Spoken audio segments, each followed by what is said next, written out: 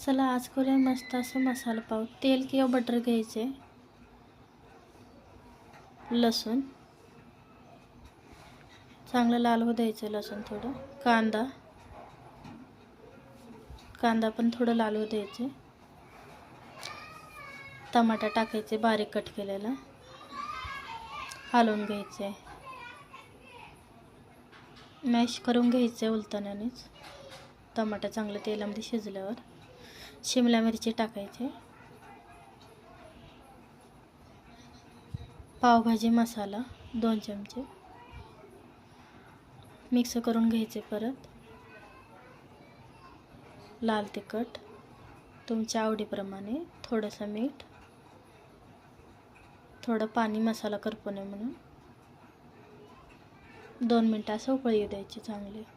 पाणी आटल्यावर थोडंसं कोथिंबीर टाकायची, पाव टाकायचे. मस्त आपलं मसाला पाव तयार.